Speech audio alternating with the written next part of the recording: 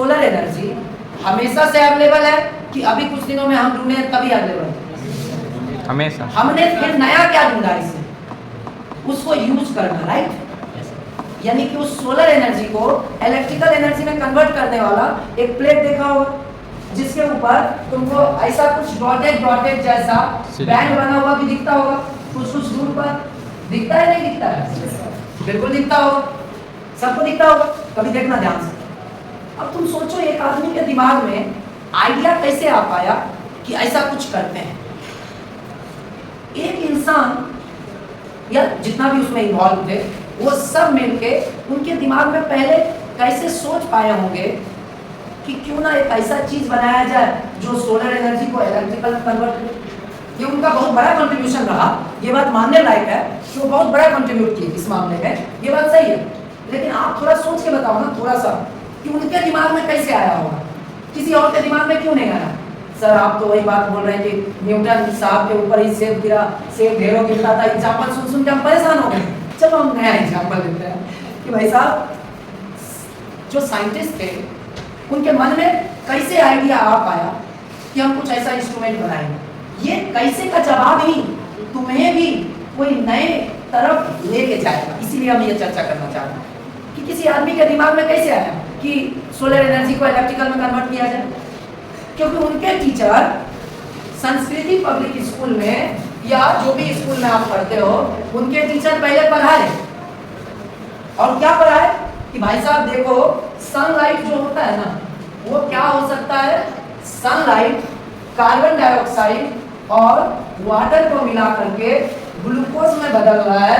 Sunlight water और carbon dioxide को मिला करके ग्लूकोज में बदल रहा है और साथ में यहाँ पे क्या बन रहा है, साथ में यहाँ पे क्या बन रहा है, ऑक्सीजन।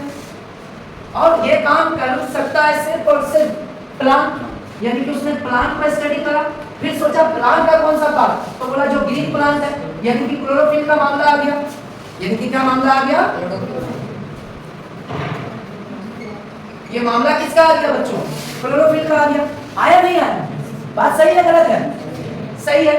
तो यहाँ पे इन्होंने सोचा कि यार ये कार्बन डाइऑक्साइड सनलाइट का यूज करके केमिकल में तो बदल ही रहा है, यानी कि ग्लूकोज क्या है, chemical form of energy. Energy का कई फॉर्म से आपने पढ़ा है, chemical form of energy, solar form of energy, और बताओ विंड के फॉर्म, एनर्जी का कई फॉर्म है, इलेक्ट्रिसिटी भी उसी में से एक फॉर्म है। इन्होंने सोचा यदि CO2H2O या सनलाइट को प्लांट केमिकल एनर्जी में बदल सकता है तो ऐसा क्लोरोफिल के पास कुछ तो खास बात होगा ना जिसके वजह से उस सनलाइट को एब्जॉर्ब कर पा रहा है और दूसरे लोग नहीं कर पा रहे। उनके दिमाग में हिट किया क्या चीज, क्लोरोफिल, क्योंकि यही वो कारण है जिसकी वजह से प्लांट खाना बना देता है, दूसरा कोई नहीं।